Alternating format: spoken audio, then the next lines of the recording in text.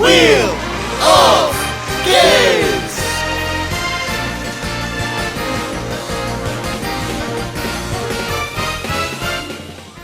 Hi, I'm bigcal, and welcome to my world, and welcome back to Wheel of Games. So, last month I spun the Wheel of Games, and it landed on PlayStation games. So, that gave me the option of anything from PS1, PS2, PS3, PS4, PS5 and PSP, because I don't own a PS Vita. So yeah, 5 main consoles and a handheld. Quite a few games to choose from there. So, what did I buy for this month's game? Well, I went with a pretty new release for the PlayStation 5, Clair Obscur, Expedition 33. Yes, this is a brand new turn-based JRPG set in a sort of dark fantasy France world. I'll get a little bit more into that in a second. But yeah, just it being this kind of big AAA looking RPG in this kind of setting was so different to what I normally play with the likes of Dragon Quest and the Legend of Heroes Trails series. So I was very interested in it from the start. So the question is, what did I think of the game? I've been playing it for the last few weeks, and I just want to make a note here. I will try and avoid as many spoilers as I can. All the gameplay footage is from the first couple of hours.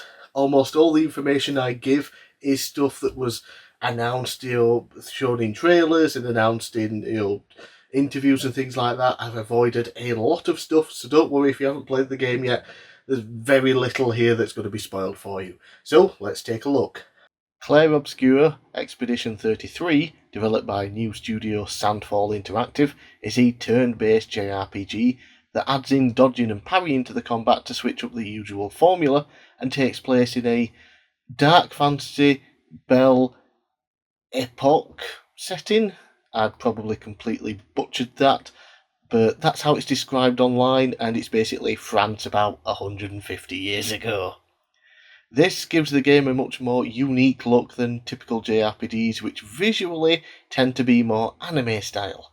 When we do get an RPG looking anything similar to this, it's more of an action RPG and not classic turn-based, so I almost never play them. The story for the game is that 67 years ago, something known as the Fracture happened, and well, the world was fractured. Ever since, a large number has appeared, counting down from 100 every year, and everyone that is the same age as the number vanishes, or dies, or... Well, it's not really clear at the beginning of the game. For now, I'll just say they got Thanos snapped out of existence. The Paintress is said to be behind this, and so once a year an expedition is launched to try and travel to the Paintress and kill her in hopes of preventing more deaths. Which does bring up the question of how many people were 100 or over when the first number appeared. Otherwise, how would they know that this is what happened? That people of that age or above would die? Yeah, a little bit weird, but maybe they'll address this at some point further into the game. I'm only 10 hours or so into it now, and yeah, the mysteries are definitely piling up, but they're also intriguing. I want to keep playing and gain some answers. You start the game playing as Gustav, a 32-year-old man voiced by Charlie Cox, who is currently best known for playing Daredevil. So Gustav, with only 1 year to live now, has spent years training for Expedition 33, and the time has finally come. He's joined by Maëlle, his 16-year-old adopted sister, as her parents have previously been snapped out of existence, leading to Gustav and his actual sister to become legal guardians to her.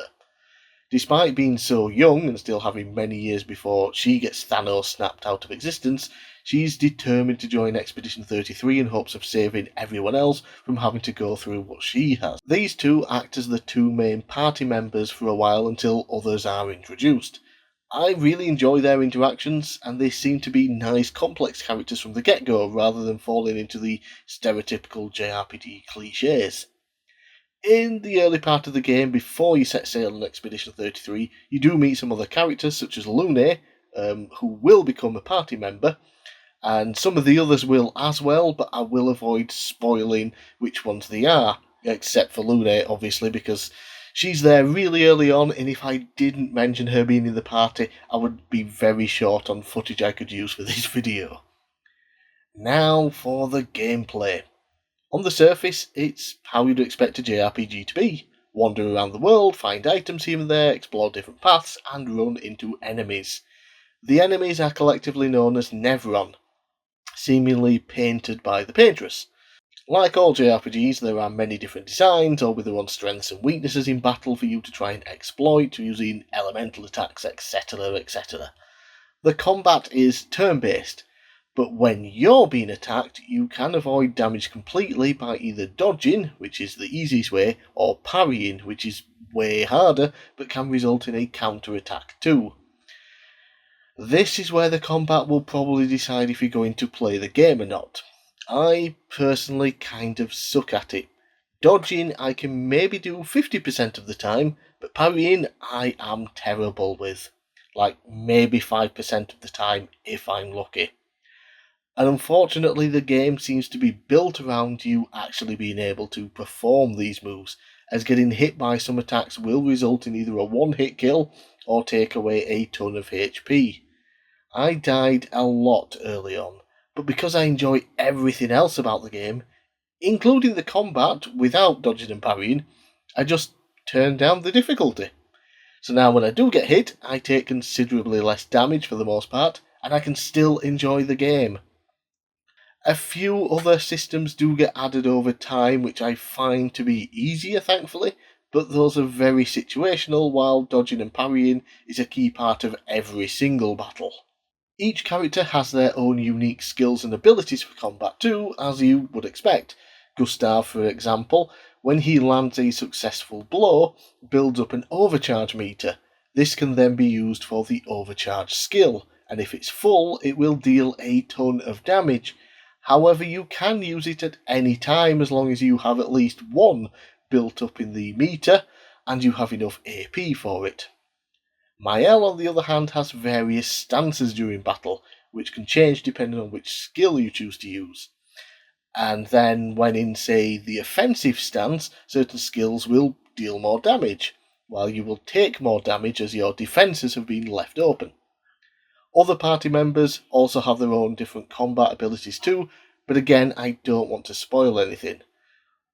All in all, I really enjoy the combat, even if I'm not great at parrying and dodging. Oh, and there are also some more button prompts during attacks where you just have to hit X, on the PlayStation anyway, at the right time to get a perfect, which will increase the strength of attacks. You don't have to do these, but obviously you want to get better damage and things like that, and it is fairly easy. Some just go a little bit quicker than others, but you get the hang of it fairly quickly. And then there is still more to the combat than what I have listed, but I would just be talking for a lot longer if that happened, and honestly, it's better if you just play it for yourself. Overall then, the setting, the music, the characters, and even the voice acting are frankly amazing, and the story has plenty of intrigue that it has me going back to it to keep playing. The combat mostly is very good, and even the parts I don't like can be overcome with the change in the difficulty, which is nice as it means everyone can play, not just those with amazing reflexes. Expedition 33 has already done incredibly well for a new IP made by a new studio, selling 3.3 million copies in 33 days, which is just so fitting. I highly recommend this game to RPG fans. And there we have it, my thoughts on Expedition 33. It is a wonderful game so far. I'm only just over 10 hours into it now, and yeah, definitely going to be finishing this up very, very soon. Now we have to spin the wheel again and see what I will be buying and then playing during the month of June 2025. So it landed on Sony Games last time, which means it has been erased from the wheel, and a new category has been added called Sex Voucher. Sex, obviously, the exchange shop here in the UK. Some people call it CEX, but they've literally had adverts where they pronounce it sex, so that's what I call it. It's the sex shop. I go to the sex shop often, damn it. Yeah, so basically I took my old phone in a couple of months ago and got a voucher for, I think it was 51, was it, no, 48, either 48 or 51, I can't remember. Yeah, so I have a sex voucher that I can use to buy something from the website, or it could be lots of things. So if it lands on this, I will use that voucher as much as I can. I'll probably spend all of it and see what I can buy, whether it's just one game at a bit pricier or a few other things. But that's if it lands on it, obviously. So let's give the wheel a spin, and we will be... Oh, it has landed in between. I'm gonna have to spin again because yeah. See, the little the actual knobbly bit that does it is just in between there. So I don't think it technically counts as anything. So let's just spin it again. Okie dokie. Digital game.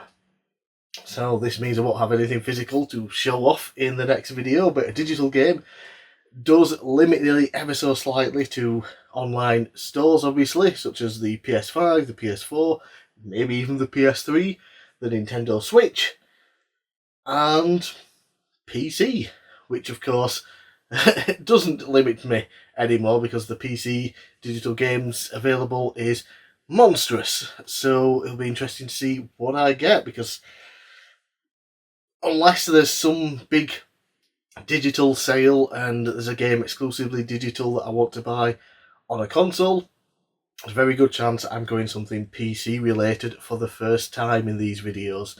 Even back in the old DIY gaming box, there was never a PC option. So now, yeah, I'm going to go digital game, and I'm going to say it straight away, it's probably going to be a PC game. So, I'm Big Cal, thanks for watching. Let me know down in the comments below what you thought of my pickup this month. Have you played Expedition 33? Are you loving it as well?